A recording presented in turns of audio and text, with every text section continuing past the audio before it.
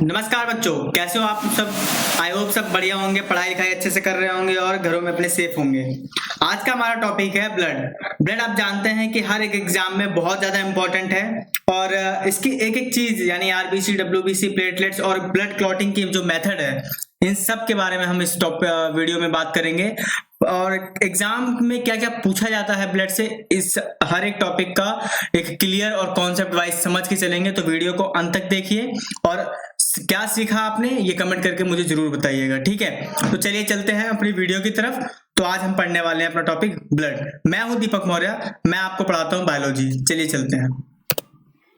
तो बच्चों, ब्लड आज हम पढ़ने जा रहे हैं। तो ब्लड का जो मैं बता दूं क्या काम है और क्या है, पहले ये किसी के बारे में हम जानते हैं, सबसे पहले उसके बारे में जान लेना चाहिए हमें।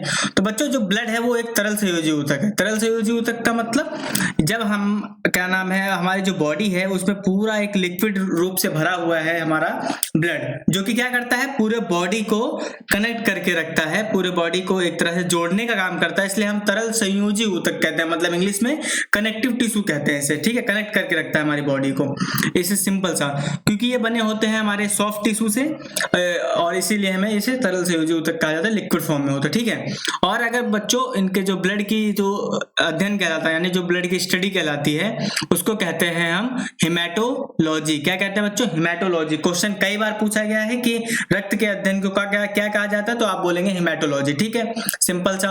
और रक्त का जो गठन है ना बच्चों, मतलब रक्त का जो फॉर्मेशन है उसे कहा जाता है हेमोपोइसिस। हेमोपोइसिस कहा जाता है रक्त के बनने को। रक्त के बनने को क्या कहा जाता है? साथ दोहराएंगे, हेमोपोइसिस, ठीक। अब आपको एक चीज और बता दूं, ब्लड के अंदर पाई जाती है हीमोग्लोबिन, जिसके कारण से क्या होता है, रक्त का रंग क्या होता है, लाल होता है। आप ये पढ़ चुके होंगे, कई बार पूछा भी गया होगा। हीमोग्लोबिन के कारण रक्त का रंग कैसा होता है, लाल होता है, ठीक है। अब एक हीमोग्लोबिन पे पता है आपको कितनी आरबीसी, मतलब कितनी आरबीसी मिलियन हीमोग्लोबिन ले जाती है एक आरबीसी? आपकी 280 मिलियन हीमोग्लोबिन ले जाती है। कितनी? एक आरबीसी। एक आरबीसी कितना हीमोग्लोबिन ले जाती है? 280 मिलियन हीमोग्लोबिन एक आरबीसी लेके जाती है। तभी तो आपको जो ऑक्सीजन का मतलब वो है परिवहन, वो अच्छे से हो पाता है।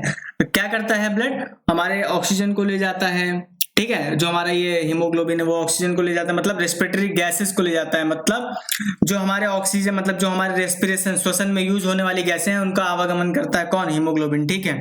अब चलते हैं। हीमोग्लोबिन जो है वो बना होता है आयरन तत्व से, मतलब आयरन प्रेजेंट होता है, साथ में ग्लोबुलिन प्रोटीन प्रेजेंट होती है, जो कि ग्लोबुलिन क्या होता है, चिपचिपा पदार्थ होता है। जो ग्लोबुलिन प्रोटीन होता है वो चिपचिपा पदार्थ की बनी होती है, ठीक है। और साथ ही साथ रक्त का जो पीएच होता है, ये कई बार पूछा गया एग्जाम में, आपको ध्यान देना है। रक्त का जो पीएच होता है वो होता है 7.4। 7.4 ये आपको हर जगह एग्जाम में देखने को मिलेगा। कहीं कहीं पे अगर लिख के आ जाए 7.35 या 7.45, अगर आपको ऐसा लिख के आता है तो आप इन दोनों में से कोई भी पिक करके आएंगे। और साथ अगर आपको एग्जैक्ट दिया हुआ है 7.4, तो आप सिर्फ 7.4 क्लिक करके आ जाएंगे, एकदम सही माना जाएगा। और ये जो पीएच है ना, इसी के कारण से क्या है, हमारा जो रक्त है वो किस नेचर का है? क्षारीय है। क्षारीय का मतलब सॉल्टी नेचर का है, मतलब हल्का सा नमकीन स्वाद होता है इसका, ठीक है, नमकीन स्वाद होता है। और आपको पता ही है कि एक स्वस्थ मनुष्य के अंदर कितना ब्लड पाया जाता है बच्चों? आपके एक स्वस्थ मनुष्य के अंदर 5 से 6 लीटर ब्लड पाया जाता है। कितना? 5 से 6 लीटर ब्लड पाया जाता है। मेल के अंदर होता है 5 से 6 लीटर, फीमेल के होता है 4 से 5 लीटर, ठीक है। आपको समझ में आया होगा इतना। अब जो रक्त का थक्का जमने में, मतलब जब आपके कहीं पे कट जाता है या आप कहीं को आपको कहीं पे चोट लग जाती है, तो आपकी अगर मसल्स फट जाती है, यहाँ से ब्लड बहना शुरू हो जाता है, तो आपको जो ब्लड को रोकने की प्रोसेस होती है, मतलब रुकने की प्रोसेस होती है, वो लेती है 4 से 5 मिनट। क्योंकि रुधिर का थक्का जमने में कितना टाइम लेता है? 4 से 5 मिनट लग जाते हैं आपको रुधिर को जमने में, ठीक है। अब जो रक्त की उत्पत्ति हुई है, मतलब उत्पत्ति का मतलब एक होता है फॉर्मेशन, मतलब गठन, जहां पे बन रहा है, मतलब जो बनने की प्रोसेस है उसको हम क्या कहते हैं? हेमोपोइसिस कहते हैं, ठीक है। और जहां पे उत्पत्ति हुई, कहां से उत्पत्ति हुई? इसकी उत्पत्ति हुई है मीजोडर्म से। कहां से? मीजोडर्म से। मीजोडर्म से उत्पत्ति का मतलब यह है, जब हम भ्रूण में होते हैं तो हमारा जो विकास है वो त्रिस्तरीय लेयर से हुआ होता है। कितने स्तरीय लेयर से? त्रिस्तरीय लेयर्स, जो कि एंडोडर्म होती है, मेसोडर्म होती है और एक्टोडर्म होती है। तो हमारा मेसोडर्म से ही हमारे रक्त का निर्माण हुआ होता है, ठीक है। अब चलिए बात करते हैं रक्त की संरचना में कौन कौन से पार्ट जो हैं अपना भाग जो है देते हैं, कौन कौन सी ऐसी चीजें हैं जो उनमें इसमें इन्वॉल्व हैं एक रक्त को बनाने में। तो रक्त की जो संरचना है वो दो भागों में विभाजित की गई है। पहला है प्लाज्मा हमारा, जो कि कितना है ब्लड का 55 से 60% है, और दूसरा है हमारा रक्त कोशिकाएं, यानी रक्त कोशिकाएं कह लो या गठित तत्व कह लो या फिर फॉर्म्ड एलिमेंट कह लो, ठीक है, या फिर आप ब्लड सेल्स कह लो। तो ये पाई जाते हैं 40 से 45%। आई होप बच्चों आपको सब कुछ क्लियर होता जा रहा होगा। तो देखिए प्लाज्मा जो है ना, आपको आप ये सिंपल समझना है, हमारा ब्लड जो है उसकी संरचना के आधार पर दो भागों में बांटा गया, एक प्लाज्मा दूसरा ब्लड सेल्स। तो जो पहला प्लाज्मा हमारा आया, तो प्लाज्मा कैसा होता है, भूरे रंग का होता है, ठीक है, भूरे रंग का होता है, मतलब स्ट्रॉ कलर का होता है, भूरे रंग का होता है, और ये होता है चिपचिपा पदार्थ। क्यों? क्योंकि इसमें इतनी सारी प्रोटीन पाई जाती हैं, इतनी सारी प्रोटीन पाई जाती हैं जिसका कोई हद नहीं है। तो चलिए चलते हैं। अब ये 55% होता है, रक्त का गठन करता है, सीधी सी बात है, 55% पाया जा रहा है, तो ब्लड का 55% बनाएगा कौन, प्लाज्मा। अब प्लाज्मा को फर्दर दो भागों में बांट दिया गया है, मतलब दोबारा दो भागों में बांटा गया है, एक ठोस पदार्थ में, दूसरा पानी में, पानी मतलब जल में, ठीक है। तो पहला जो है वो है हमारा 8 से 10% ठोस पदार्थ पाया जाता है, और 90 से 92% पाया जाता है हमारा पानी, ठीक है। अब जो ठोस पदार्थ है उसको भी हमने दो भागों में डिवाइड कर दिया, एक अकार्बनिक लवण में और दूसरा कार्बनिक यौगिक में, ठीक है, देख पा रहे हैं आप। तो अकार्बनिक लवण जो है इसके अंदर पाए जाते हैं इलेक्ट्रोलाइट्स। बच्चों इलेक्ट्रोलाइट्स वो होते हैं जो आपके अंदर एक तरह से कह लीजिए रिएक्शन बैलेंस करते हैं। रिएक्शन बैलेंस का मतलब सॉल्ट और आपका ये क्या नाम है, एसिड और बेस को मतलब बैलेंस करते हैं, बफर बनाते हैं। तो इलेक्ट्रोलाइट्स का उपयोग उसी में किया जाता है, बफर बनाने के अंदर। इसके कई सारे एग्जांपल है, अभी हम आगे डिस्कस करेंगे। और दूसरा हमने डिवाइड करा कार्बनिक यौगिक, जो कि पाया जाता है हमारे प्लाज्मा का 7 से 8%, ठीक है। अब जो अकार्बनिक है, जो इसकी बात की थी हमने किसमें, इलेक्ट्रोलाइट्स की जो बात की थी, जिसको हम हिंदी में कहते हैं विद्युत अपघट्य तत्व कहते हैं, ठीक है। हिंदी में क्या बोला जाता है, विद्युत अपघट्य तत्व कहा जाता है। बेसिकली जो सोडियम बाइकार्बोनेट है ना, वो रक्त में क्या करता है, बफर बनाता है, मतलब आपका एसिड और बेस, मतलब आपका अम्ल और क्षार के बीच में क्या करता है, बफर बनाने का काम करता है। कौन, सोडियम बाइकार्बोनेट। इसके कुछ एग्जांपल जैसे NaCl, आपने देखा होगा NaCl बन जाता है फॉर्म करके, कैल्शियम है, मैग्नीशियम है, आपका आयरन है, ये सब चीजें क्या करती हैं, आपस में मतलब इलेक्ट्रोलाइट्स का काम करती हैं, ठीक है। अब दूसरा हमने पढ़ा था कार्बनिक यौगिक। तो कार्बनिक यौगिक में हमारा पहला है प्लाज्मा प्रोटीन, ठीक है। अब कितनी टाइप की प्लाज्मा प्रोटीन है इसके बारे में हम बात करेंगे। तो पहली प्रोटीन है जो हमारी, वो है फाइब्रिनोजेन और प्रोथ्रोम्बिन। फाइब्रिनोजेन और प्रोथ्रोम्बिन एक ऐसी मतलब जो इसके अंदर पाई जाती है ब्लड के अंदर, उस ब्लड का प्रोटीन का सबसे बड़ा अणु होता है कौन सा, फाइब्रिनोजेन और प्रोथ्रोम्बिन का सबसे बड़ा प्रोटीन का अणु होता है किसके अंदर, रक्त के अंदर, ठीक है। और ये काम क्या करते हैं फाइब्रिनोजेन, ये काम करते हैं रुधिर का थक्का जमाने में। अभी फाइब्रिनोजेन जब हम ब्लड क्लॉटिंग प्रोसेस पढ़ेंगे, कैसे ब्लड क्लॉट होता है वो प्रोसेस पढ़ेंगे, तो उसमें हमें ये पता लग पाएगा कि रुधिर का थक्का कैसे जमता है। अगर बच्चों आपको क्लास पसंद आ रही है तो उसको लाइक करिए, सब्सक्राइब करिए हमारे चैनल को, और जरूर से जरूर आप इसको पूरी देखिए। चलिए देखते हैं अब क्या होता है। दूसरी प्रोटीन जो पाई जाती है बच्चों, वो होती है सीरम एल्बुमिन। सीरम एल्बुमिन जो दूसरी प्रोटीन है, ये प्रोटीन क्या करती है, ये बेसिकली क्या कहती है, ऑस्मोसिस प्रेशर बना के रखती है, मतलब परासरण दाब जो होता है वो, उसका जो बैलेंस होता है उसको बना के रखती है, ठीक है। कैसे बना के रखेगी, आपकी एक पाई जाती है सेल कोशिका, प्रोटीन कोशिका है मान लो, ठीक है। यह कोशिका जो है, मतलब ये जो प्रोटीन है, ये कोशिका और एक मान लो ये कई सारे ऊतक हो गए, ठीक है। अब इनके बीच जो है, मान लो ऊतक में तो कई सारे सेल होंगी, इनका परासरण दाब भी कंसंट्रेशन डिपेंड करेगी, ठीक है। तो इन दोनों के बीच ये बैलेंस बना के रखती हैं कि दोनों एक संतुलन में रहें और इधर उधर उनका फंक्शनिंग जो है वो खराब ना हो, ठीक है। अब चलते हैं हम अपनी तीसरी प्रोटीन, जिसका नाम है सीरम ग्लोबुलिन्स।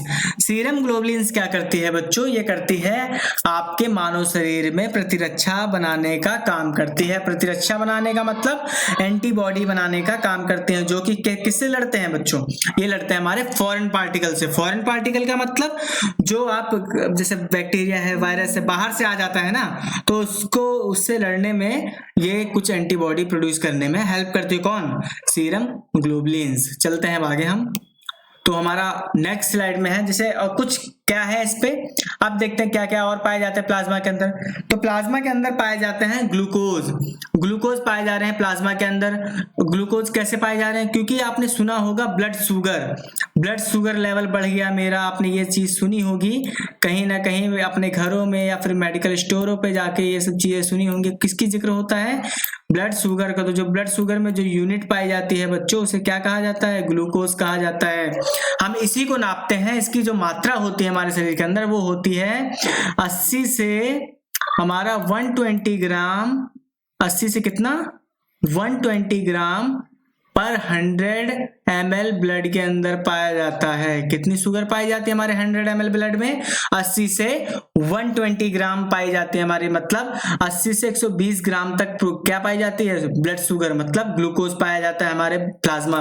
समझ रहे हो? वही चेक करके हम क्या पता करते हैं कि हमारा ब्लड शुगर लेवल बढ़ा तो डायबिटीज है कि नहीं है। ठीक है।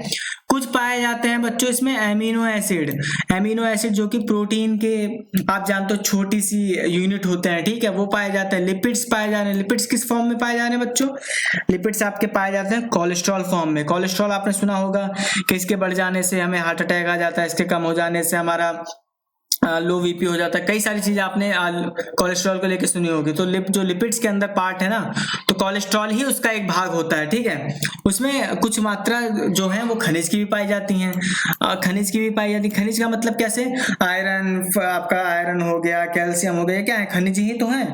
अब जो लिपिड्स है, जो कोलेस्ट्रॉल की बात की हमने, वो कितना पाया जाता है हमारे ब्लड के अंदर, तो उसकी बात कर लेते हैं। उसको जो है हमारा वो पाया जाता है हमारा 100 ग्राम कितने ml ब्लड में? 100 ml ब्लड में। ठीक है, आपका ये पाया जाएगा 100 ग्राम 100 ml ब्लड में। कौन सा? कोलेस्ट्रॉल आपका। ठीक है, अगर इतना है तो आपका लेवल ठीक है, अगर ज्यादा बढ़ा तो मतलब कोलेस्ट्रॉल खतरे में जा रहा है, आपका LDL बढ़ रहा है। ठीक है, अब चलते हैं जो थक्के के बिना तत्व होते हैं ना, अब चलते हैं इसको समझाता हूं मैं। सीरम, अब यहाँ पे एक टर्म निकल के आई सीरम।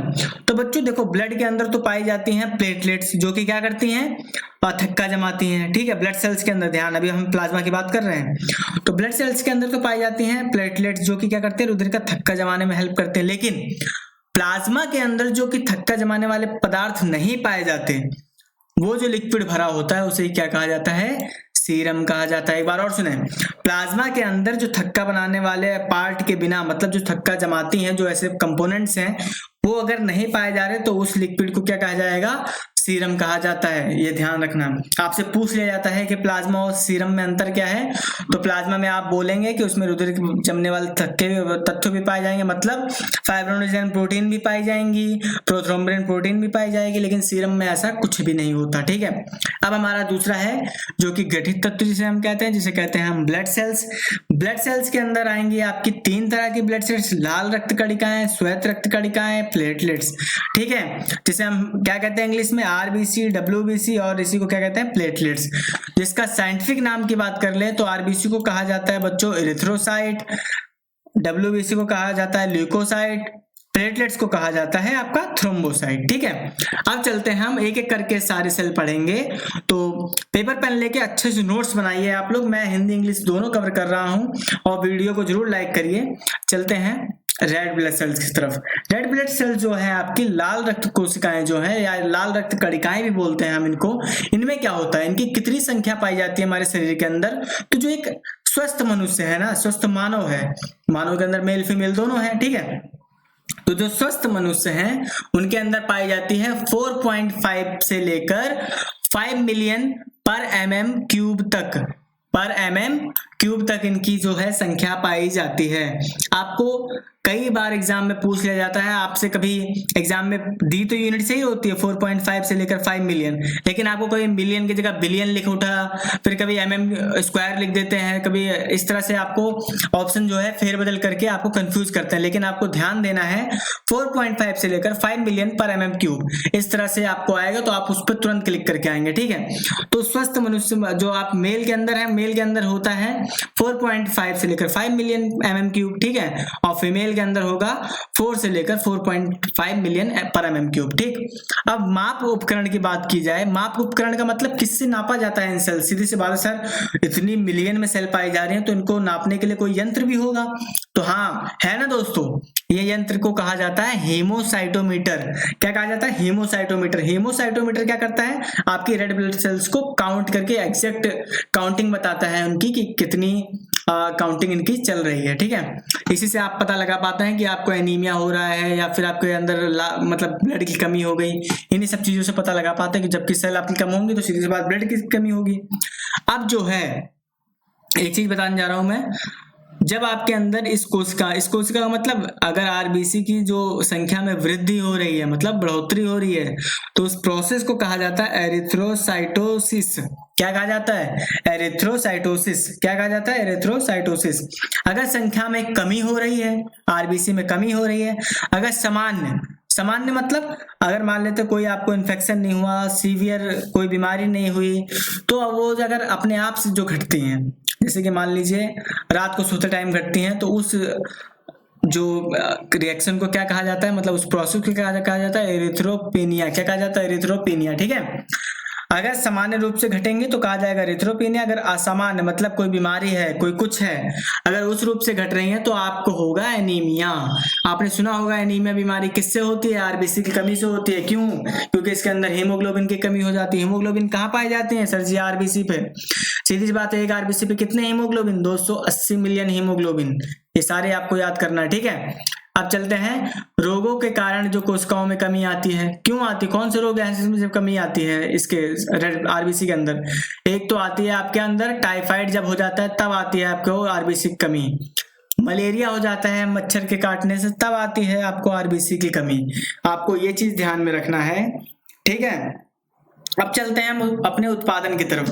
तो बच्चों जो उत्पादन है ना, ये आरबीसी का जो उत्पादन है ये होता है रेड बोन मैरो में।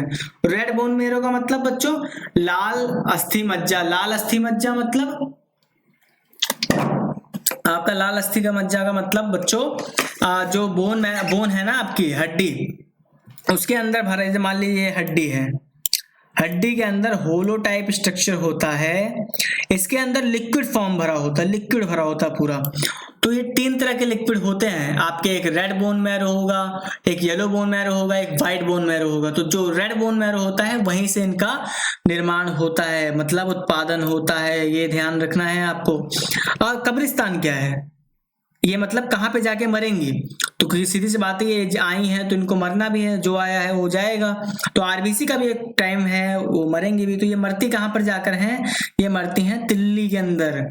जो ह्यूमन हैं, जो वयस्क हैं, जो एडल्ट हैं, उनके अंदर कहाँ मरती हैं? ये तिल्ली मतलब स्प्लीन के अंदर मरती हैं।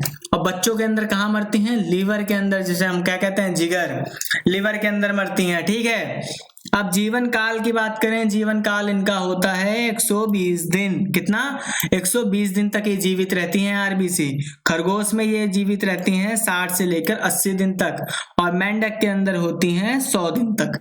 आपको तीनों चीज क्लियर हो गई। एसएससी में तीनों की ड्यूरेशन पूछी गई थी, खरगोश में, मेंढक में, इसलिए मैंने ये पॉइंट्स एक्स्ट्रा इसमें डाला है। खरगोश में कितने दिन जीवित रहती है? 60 से 80, मेंढक में 100 दिन, ठीक है। अब चलते हैं, इनका जो आकार होता है वो किस तरह से होता है? जो आरबीसी का आकार होता है ना, वो होता है द्विअवतलीय। द्विअवतलीय का मतलब बाइकॉनकेव। बाइकॉनकेव का मतलब मान लीजिए ये सर्कुलर मैंने बनाई है आरबीसी, ये देखिए, ठीक है। तो बीच से आप देख पा रहे हैं ये है कॉनकेव, देख रहे हैं? बाइकॉनकेव मतलब दोनों तरफ से कॉनकेव है, तो मतलब बाइकॉनकेव, ठीक है। अब जो रक्त का कार्य है उसको देख लेते हैं। मतलब जो ये आरबीसी का कार्य है वो क्या है?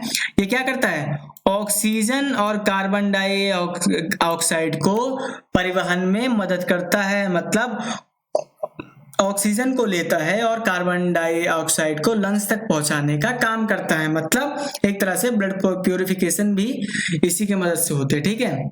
अब आता है हमारा हीमोग्लोबिन, ठीक है। आप सर जी बताइए हीमोग्लोबिन क्या बताया आपने, बहुत बताया, चर्चा करी इसकी। तो हीमोग्लोबिन की वजह से ही खून का रंग जो है लाल होता है, मैं बता चुका हूं शुरू में ही, ठीक है। अब जो हीमोग्लोबिन पाई जा रही है आपकी, वो आयरन अणु पाया जाएगा, उसमें ग्लोबुलिन प्रोटीन पाई जाएगी, दो चीज से बना होता है। जैसे देखिए हीम मतलब आपका आयरन, ठीक है। ग्लोबुलिन मतलब एक तरह की प्रोटीन पाई जाती है जो कि चिपचिपा बनाती है हमारे ब्लड को, ठीक है। अब एक चीज आपको जानने वाली बात है, ये भी पूछा गया था एग्जाम में, आपसे पूछा जाएगा कि हीमोग्लोबिन के प्रत्येक अणु, आपसे एक अणु की बात हो रही है, एक Hb पर, Hb मतलब हीमोग्लोबिन पर कितने ऑक्सीजन के अणु कैरी होते हैं, मतलब कितने ऑक्सीजन के अणु जाते हैं। तो आपको लिख के आना है सिंपल सा 40 अणु जो है, मतलब 40 मॉलिक्यूल जो हैं किसके चक्कर में जाते हैं, इसी के चक्कर में। समझ में आ रहा है आपको। एक हीमोग्लोबिन 40 ऑक्सीजन के अणु को लेकर परिवहन करता है। अब हीमोग्लोबिन की मात्रा देख लेते, तो क्वांटिटी कितनी पाई जाती है, मेल के अंदर पाई जाती है 14 से लेकर 17 ग्राम तक, ठीक है। किसमें, 100 ग्राम ब्लड के अंदर, ठीक है। ये ध्यान रखना है, यूनिट जरूर ध्यान रखनी है आपको, 14 से लेकर 17 ग्राम पर 100 ग्राम ब्लड के अंदर, ठीक है। फीमेल के अंदर पाया जाता है 12 से लेकर 14 ग्राम तक हीमोग्लोबिन पाया जाता है, जो कि वो भी क्या होगा, 100 ग्राम ऑफ ब्लड में होगा, ठीक है। अब चलते हैं अपने WBC पे। WBC क्या है बच्चों, WBC का फुल फॉर्म होता है व्हाइट ब्लड सेल्स, जो कि क्या है, ब्लड कोशिकाओं का दूसरा पार्ट है, ठीक है। तो इसको हम साइंटिफिक नेम से बुलाते हैं ल्यूकोसाइट इसको बुलाते हैं। अब जो इसके अंदर कोशिकाओं की संख्या होती है ना, वो पाई जाती है 5000 से लेकर 10,000 पर mm³। कितनी, 5000 से लेकर 10,000 mm³ तक इसकी संख्या पाई जाती है। अब जो बच्चा उसका माप उपकरण होता है, मतलब जिससे सेल काउंट करी जाती है, उसे हम कहते हैं TLC। क्या कहते हैं, TLC कहते हैं। TLC का मतलब ये होता है कि टोटल ल्यूकोसाइट काउंट, ठीक है। सॉरी ये ब्लड लिखोटा है, यहाँ पे होगा टोटल ल्यूको, L से मतलब ल्यूकोसाइट, ये वाला ल्यूकोसाइट, ठीक है। टोटल ल्यूकोसाइट काउंट, कितनी ल्यूकोसाइट पाई जा रही हैं ब्लड के अंदर, ठीक है। अब बात करें कि ये जो कोशिकाओं में वृद्धि है ना बच्चों, मतलब कोशिकाओं में जो बढ़ोतरी हो रही है, वो सामान्य रूप से अगर होगी तो उसे कहेंगे हम ल्यूकोसाइटोसिस। अगर सेल्स में बढ़ोतरी हो रही है तो आपको सिर्फ साइंटिफिक नेम के आगे सिस लगा देना है। क्या लगा देना है, सिस लगा देना है। अगर कमी हो रही है तो पीनिया लगा देना है, सिंपल सा। देखो अभी मैं बताऊंगा कॉन्सेप्ट। देखो सामान्य रूप से बढ़ोतरी हुई तो उसे हमने कहा ल्यूकोसाइट। असामान्य मतलब आपको अगर जैसे ब्लड कैंसर जैसी प्रॉब्लम है तो आपको क्या कहा गया, ल्यूकीमिया। क्या कहा गया, ल्यूकीमिया, ठीक है। आपको दोनों चीज समझ में आ चुकी, मैंने पिछले में भी समझा दिया। कोशिकाओं की कमी जो है वो पाई जाए, कोशिकाओं की कमी अगर होती है, ये तो हुई बढ़ोतरी, और जब कमी होती है तो उसे कहा जाता है ल्यूकोसाइटोपिनिया। क्या कहा जाता है, ल्यूकोसाइटोपिनिया, ठीक है। ल्यूकोसाइटोपिनिया, निया लगा दिया हमने, पीनिया लगा दिया, तो बस वही ल्यूकोसाइटोपिनिया, ठीक है, ल्यूकोसाइटोपिनिया, ठीक है। उत्पादन कहाँ होता है, इनका उत्पादन होता है सफेद अस्थि मज्जा के अंदर, ठीक है। सफेद अस्थि मज्जा मतलब बोन के अंदर जो सफेद व्हाइट बोन मैरो है, उसके अंदर इसका उत्पादन होता है। और बच्चों के अंदर कहाँ होता है, जिगर के अंदर, मतलब लीवर के अंदर इसका उत्पादन होता है, ठीक है। कब्रिस्तान कहाँ है, कब्रिस्तान इनका जो बच्चों है वो है एडल्ट के अंदर, लीवर के अंदर, थाइमस के अंदर, थाइमस ग्लैंड के अंदर, बेसिकली थाइमस मतलब जो हमारे चेस्ट के पास रीजन है वहां पर, लिम्फ नोड के अंदर इनका कब्रिस्तान, मतलब यहाँ ये लोग मर जाती हैं जाकर, ठीक। और साथ ही साथ अगर जीवन काल की बात करी जाए, मतलब कितने समय तक जिंदा रहती हैं, तो ये रहती हैं 3 से 4 दिन तक जिंदा, 1 से 5 दिन तक जिंदा, और कभी कभी तो 5 से 21 दिन तक। लेकिन अगर आपको तीनों में से तीनों ऑप्शन देने को आए तो आपको लिख के आना है 3 से 4 दिन। ये क्या है, ऑथेंटिक माना जाएगा, सबसे अच्छा, ठीक है। आकृति की बात करी जाए, यानी इसकी शेप कैसी होती है, तो इनकी शेप होती है अमीबॉइड। मतलब अमीबा किस तरह का होता है, बगैर कोई शेप नहीं होती उसकी, किसी भी तरह का बना दो उसे, ठीक है। मान लो ये अमीबा हो तो इसी तरह की इनकी, मान लो इनकी भी शेप होती है, ठीक है। अब इनका आकार जो है वो होता है बड़ा, क्योंकि ये अमीबॉइड शेप है। इनका आकार लगभग होता है 16 से 18 माइक्रोन तक, ठीक है। गठन जो इनका कहलाता है, मतलब जो इनका फॉर्मेशन कहलाता है, इनके बनने की प्रक्रिया कहलाती है, उसे कहा जाता है ल्यूकोपोइसिस कहा जाता है, ठीक है। अब काम क्या करता है, ये प्रतिरक्षा देता है हमें, किसको, ह्यूमन को, ठीक है।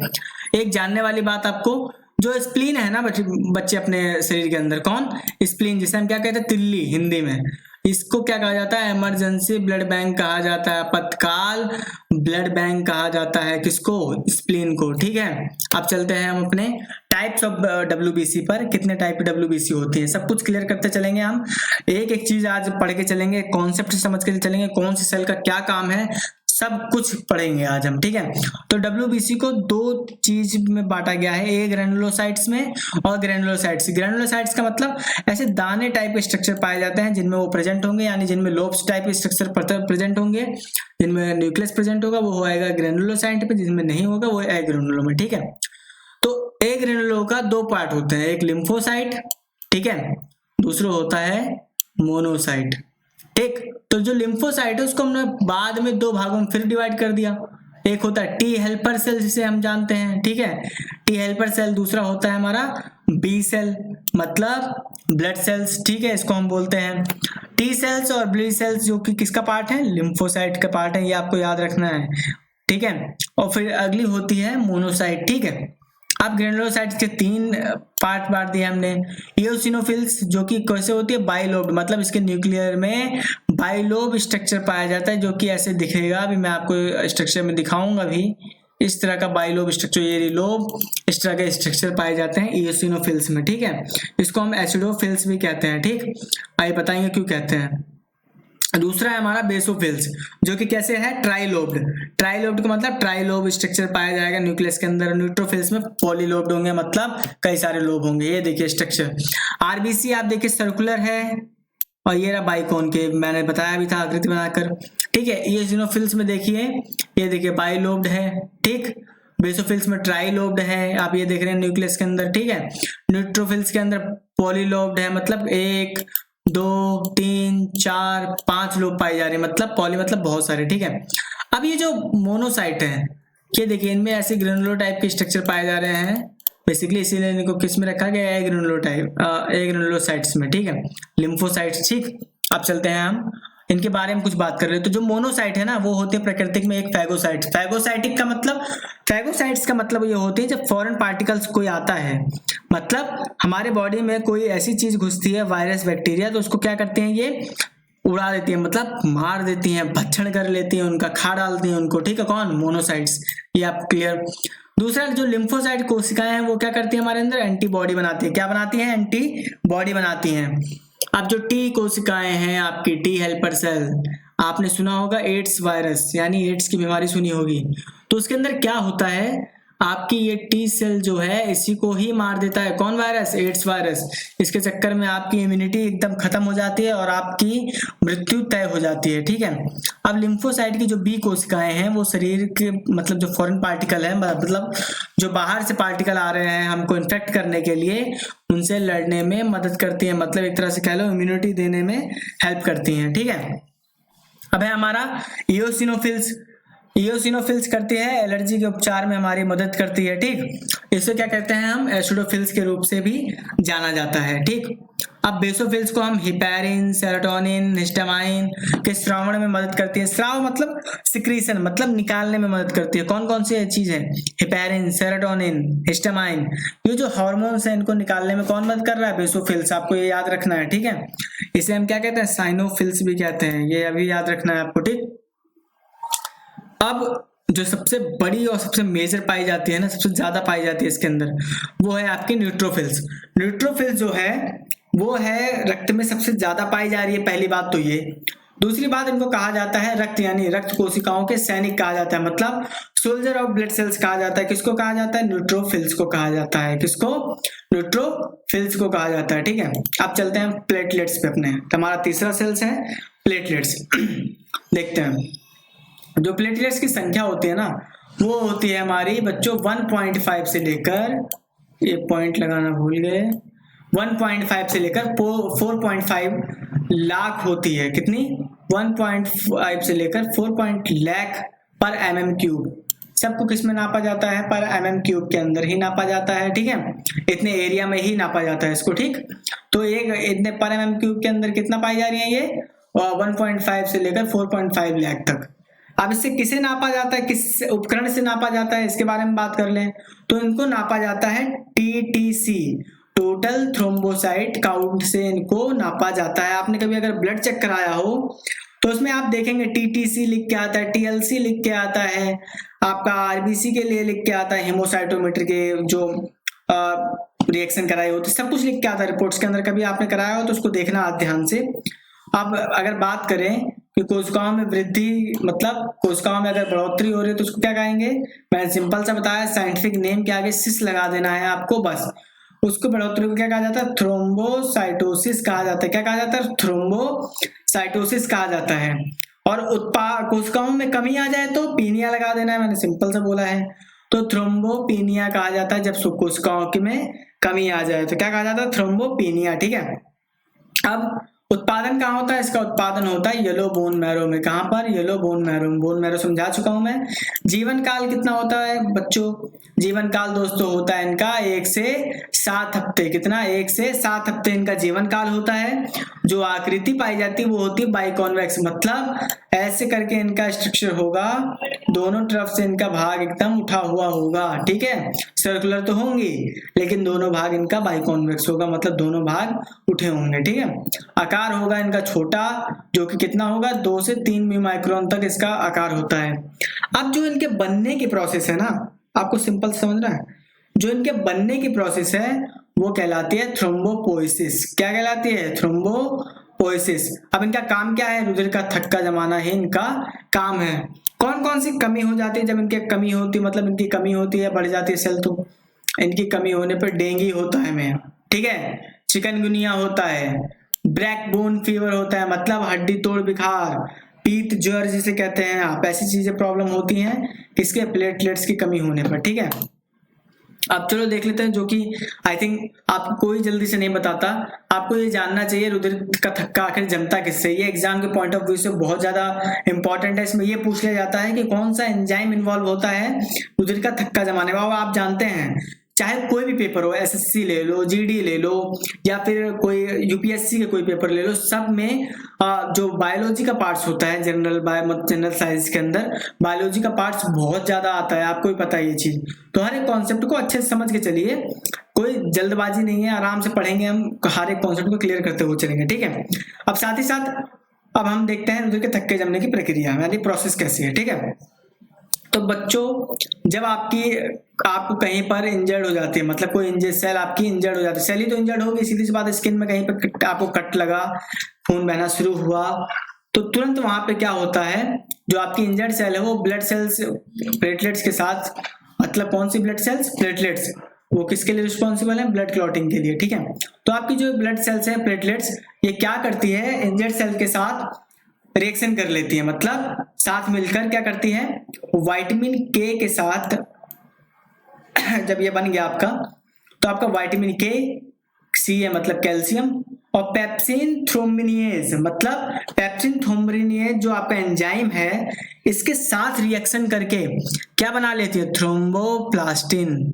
क्या बनाती हैं, थ्रोम्बोप्लास्टिन। एक बार और समझेंगे, जब आपको कट लगा, ब्लड सेल्स जो प्लेटलेट्स हैं आपकी, वो विटामिन के, कैल्शियम और पेप्सिन थ्रोम्बिनेज के साथ एंजाइम रिएक्शन करके, मतलब रिएक्शन करके क्या बना लेती हैं, थ्रोम्बोप्लास्टिन। क्या बनाती हैं, थ्रोम्बोप्लास्टिन, जिससे तुरंत आपका क्या होता है, ब्लड बहना स्लो हो जाता है। अभी बंद नहीं हुआ, स्लो हुआ है, इतना सिंपल चीजें आपको समझनी है। फिर क्या होता है, हमारा जो शरीर है ना, वो लीवर जो है प्रोथ्रोम्बिन निकालता है। प्रोथ्रोम्बिन कौन सा एंजाइम निकालता है, वो क्या करता है, थ्रोम्बिन के साथ रिएक्ट करके, मतलब थ्रोम्बोप्लास्टिन और प्रोथ्रोम्बिन मिलके क्या बना लेते हैं, थ्रोम्बिन। क्या बनाते हैं, थ्रोम्बिन। कौन कौन मिलकर, ये प्रोथ्रोम्बिन कहां से निकला, लीवर से। ठीक है, अब देखो, ये जो हमने शुरू में पढ़ा कि फिब्रिनोजेन प्रोटीन जो है, ये हमारे रुधिर के थक्का जमाने में इंपॉर्टेंट है। अब आ गई ना ये, तो जो थ्रोम्बिन है ये क्या करते हैं, फिब्रिनोजेन के साथ रिएक्शन करके, फाइब्रिनोजेन के साथ रिएक्शन करके थ्रोम्बिन क्या बना लेते हैं, फिब्रिन। फिब्रिन बना लेते हैं, क्यों, अब जो ये फिब्रिन बनाना बच्चों, यही मेन कंपोनेंट होता है आपका रुधिर का थक्का जमाने के लिए। कौन, ये जो फिब्रिन बना आपका, देखिए प्रोथ्रोम्बिन ने थ्रोम्बोप्लास्टिन के साथ रिएक्शन करी, साथ में थ्रोम्बिन बनाया, थ्रोम्बिन ने रिएक्शन करी फिब्रिनोजेन प्रोटीन से। ठीक है, बनाया क्या, फिब्रिन। फिब्रिन जो है ये आपका मेन एक तरह से कह लो लिक्विड है, जो क्या करता है, केमिकल है, जो कि आपके रुधिर के थक्का जमाने में हेल्प करता है। अब ये क्या करेगा, ब्लड सेल्स के माध्यम से पूरे फैल जाएगा, मतलब ब्लड सेल्स कौन कौन सी आरबीसी डब्ल्यूबीसी के साथ जाएगा और ब्लड क्लॉटिंग के पास पहुंचकर ब्लड क्लॉट कर देगा। ठीक है, आई होप क्लियर हुआ होगा आपको। अगर नहीं हुआ तो एक बार रिज्यूम करके आप वीडियो को देख ले, क्लियर हो जाएगा। ठीक है, प्रोसेस जो है, इस जो होल प्रोसेस ये लगी पूरी हमारी साइकिल, इसको लगता है 3 से 4 मिनट होने में। कितना? 3 से 4 मिनट होने में। और एक मजे की बात यहीं पर आपको जाननी चाहिए, जब आपको लोहे से कट लगे, किससे? लोहे से कट लगेगा, तब आप देखेंगे आपको जो ये प्रोसेस है वो लग जाएगा कम से कम 6 से लेकर 7 मिनट इस प्रोसेस को काम करने में लग जाएगा। ठीक है, चलिए अब चलते हैं हम अपने नेक्स्ट स्लाइड पर। अब हम पढ़ेंगे ABO blood group. ABO blood group का मतलब आप जानते हैं, ब्लड ग्रुप आपने कई बार पढ़ा होगा। तो सबसे पहले ये समझते हैं आखिर ये ब्लड ग्रुप की जरूरत पड़ी क्यों। तो एक कहानी टाइप की सोचते हैं। देखिए सबसे पहले क्या हुआ, जब आप मतलब कुछ दिन पहले, मतलब ये जब 1900 से पहले जब ये ऐसा हुआ करता था, जब लोगों को पता मतलब कहीं चोट लगती थी, अगर ज्यादा खून लॉस हो जाता था तो उनको ब्लड नहीं मिल पाता था। उनको पता ही नहीं था कि भैया ऐसा कुछ भी हो सकता है कि दूसरे का ब्लड दूसरे में चढ़ाया जा सकता है, ऐसी कुछ जानकारी वहां पे थी ही नहीं। तो इस चक्कर में कई लोगों की मौत हो जा रही थी। तो कार्ल लैंडस्टीनर साहब ने 1900 से लेकर 1901 में अपना एक प्रोसेस ढूंढा।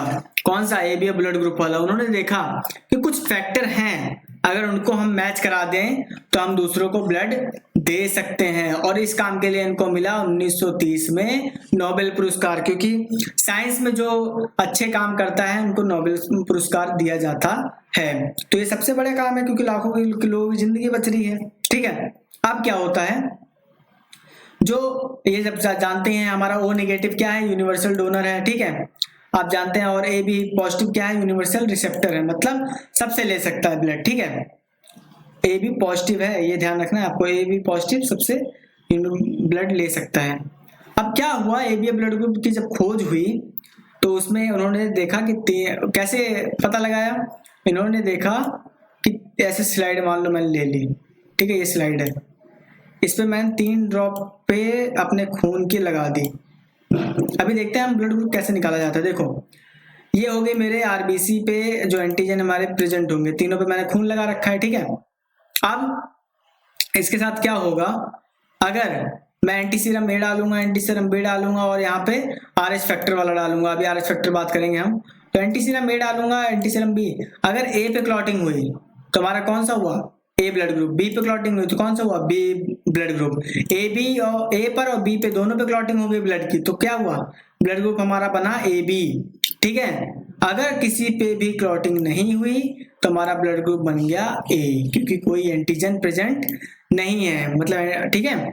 अब अगर ये आरएच फैक्टर पे क्लॉटिंग हुई तो मतलब आपका जो ब्लड ग्रुप पाया जा रहा है वो होगा पॉजिटिव। अगर क्लॉटिंग इस पर नहीं हो रही तो वो आपका ब्लड ग्रुप होगा निगेटिव, सिंपल फंडा। अब जब इन्होंने एबीए ब्लड ग्रुप की खोज कर ली उसके बाद देखा इन्होंने कि जो कई अभी भी लोग मर रहे हैं। क्यों मर रहे हैं, क्योंकि एक फैक्टर और है जो ये ढूंढ नहीं पाए थे उस टाइम। कब, 1900 में, 1901 में ये चीज वो ढूंढ नहीं पाए थे। तो फिर इन्होंने रिसर्च शुरू करी, तो उन्होंने 2 बंदर लिए, कौन से, रीसस मंकी लिए 2, उनके ऊपर काम किया गया। उन्होंने पहले मंकी पर देखा कि अगर उनके आरबीसी पर एंटीजन प्रेजेंट है, ठीक है, तब तो वो हो रहा है आरएच पॉजिटिव, मतलब आरएच मतलब रीसस मंकी मान लिया गया, वो हो रहे हैं पॉजिटिव। अगर प्रेजेंट है तो पॉजिटिव।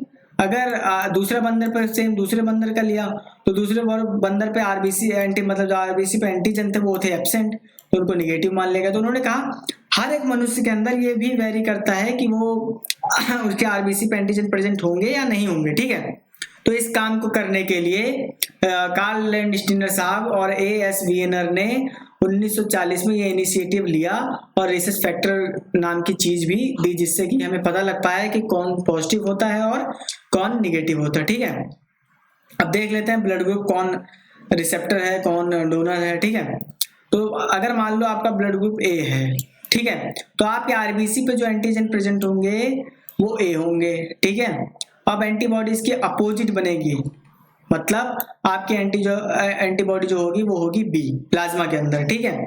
सिंपल सी चीज है, जो हम स्टेन डालते हैं वो बेसिकली प्लाज्मा ही होता है, ठीक है। अब डोनर कौन कौन हो सकता है? ए को कौन कौन ब्लड दे सकता है? ए भी दे सकता है और ओ भी दे सकता है, ठीक। अगर बी ब्लड ग्रुप है आपका, तो एंटीजन जो आरबीसी पे होंगे वो होंगे बी, और आपकी एंटीबॉडी पे प्रेजेंट होगी उसके अपोजिट, बी का अपोजिट क्या? ए, तो एंटीबॉडी प्रेजेंट होगी आपकी ए।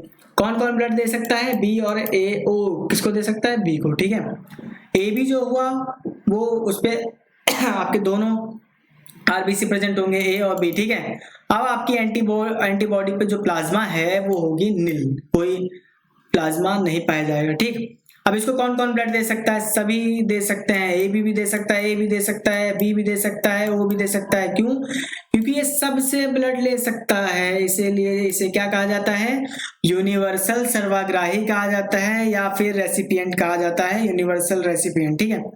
ओ को देखिए, आरबीसी पे कोई एंटीजन नहीं है, एंटीबॉडी दोनों प्रेजेंट है, और कौन ब्लड दे सकता है? सिर्फ ओ को ओ ब्लड दे सकता है, ठीक है।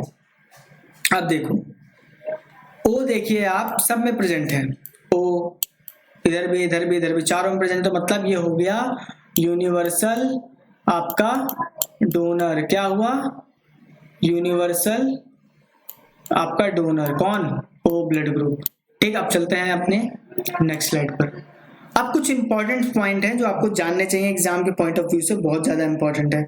आपने देखा होगा ब्लड बैंक में आप जब जाते हैं तो वहां पे ब्लड रखा होता है, तो आप कहते हो सर जी आपने तो बोला था कि ब्लड क्लॉट हो जाता है सीधा ऑक्सीजन कांटेक्ट में आती, तो उसके लिए है ना, उनके अंदर मिलाया जाता है वेफरिन ड्रग। कौन कौन सी चीजें? वेफरिन ड्रग मिलाया जाता है, जो क्या करता है? ब्लड को पतला करता है। ब्लड बैंक के अंदर पतला करके इनको रखा जाता है ब्लड बैंक के अंदर, ब्लड को क्या मिलाकर? वेफरिन ड्रग, ठीक है। पूछा गया था एक बार एसएससी के एग्जाम में, ठीक। अब है दूसरा पॉइंट, जो ब्लड बैंक है ना उसको कितने टेम्परेचर पे रखा जाता है? ब्लड को 4 डिग्री सेल्सियस पे टेम्परेचर पे ब्लड को प्रिजर्व किया जाता है ब्लड बैंक के अंदर, ठीक। अब ब्लड के अंदर क्या मिलाया जाता है जिससे हमारा जो ब्लड है वो क्लॉट नहीं होता, मतलब थक्का नहीं जमता उसका? तो इसमें मिलाया जाता है बच्चों sodium citrate, sodium oxalate, potassium oxalate. ये जो तीन चीज मिलाई जा रही है ना इनमें, ये किस तरह से काम करती है? ये करती है एंटी कोगुलेंट की तरह काम करती है। कौन सा? एंटी कोगुलेंट की तरह काम करती है, मतलब जो थक्का जमने का प्रोसेस है उसमें अड़चन डाल देती है, मतलब थक्का नहीं जम पाता, ठीक है। इसलिए ये जो हमारा ब्लड बैंक का बैंक है वो, सॉरी, जो ब्लड बैंक में जो ब्लड रखा होता है वो अच्छे से प्रिजर्व रहता है और उसमें थक्का नहीं जमता, ठीक। एक बार ये पूछा गया था आपसे इसमें आपके रेलवे के एग्जाम में कि आरबीसी डब्ल्यूबीसी का रेशियो बताइए, मतलब रेशियो क्या होता है? तो आपको आरबीसी और डब्ल्यूबीसी का रेशियो बताना है। आरबीसी होगी 600:1, मतलब 600 आरबीसी पर 1 डब्ल्यूबीसी अप्रोक्स होती है, ठीक है।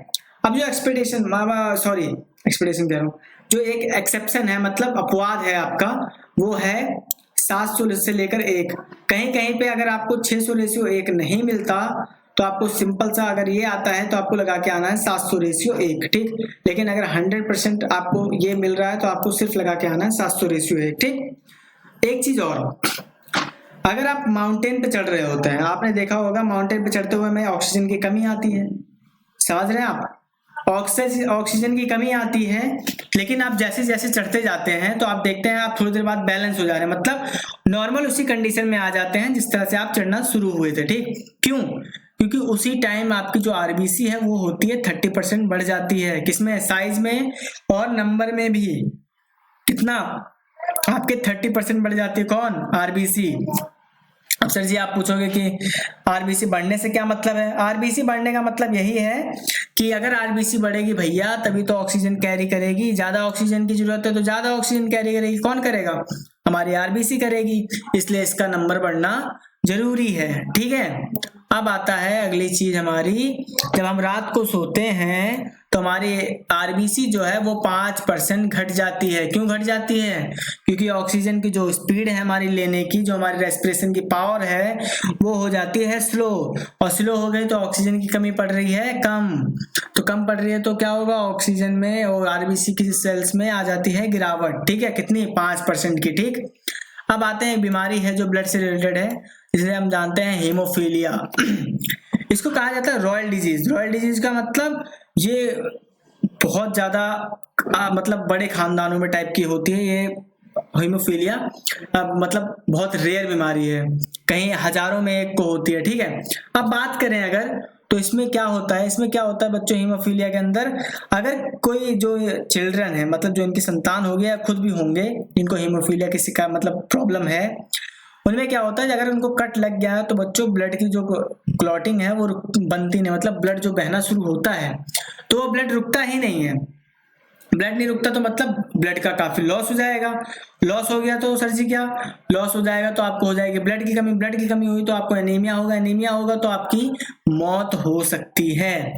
तो इसलिए ये इस बीमारी का अभी तक उतना निपुण इलाज नहीं आया है। ये होती है जेनेटिक डिसऑर्डर। जेनेटिक डिसऑर्डर का मतलब आपके मम्मी पापा से आपको मिलती है, फिर आपसे आपके बच्चों को मिलेगी, इस तरह से फैलती है ये, ठीक है। तो आप मतलब पीढ़ी दर पीढ़ी चलती है, ठीक है। अब इसमें जो होता है कैरियर, यानी जो एक पीढ़ी से दूसरी पीढ़ी ले जाने वाली होती है वो होती है मम्मी, ठीक है। अगर मम्मी को भैया हीमोफीलिया की प्रॉब्लम है तो सीधी सी बात है आने वाली जनरेशन में किसी न किसी को हीमोफीलिया की प्रॉब्लम जरूर होगी। तो इसकी कैरियर कौन होती है? मम्मी। कैसी डिजीज है ये है जेनेटिक डिसऑर्डर, ठीक है। क्या होता है इसमें? रुधिर का थक्का नहीं जम पाता, ठीक। चलते हैं अब। आई होप आज का हमारा ये जो लेसन था वो आपको पसंद आया होगा, आपने बहुत अच्छे से सीखा। हमारे चैनल को सब्सक्राइब करिए, शेयर करिए और लाइक करिए वीडियो पसंद आई तो। और साथ ही साथ क्या करना है आपको, जो भी आपके पढ़ने वाले मित्र हैं उनको सेंड करिए, ठीक है। मिलेंगे हम नेक्स्ट लेक्चर में, तब तक के लिए धन्यवाद।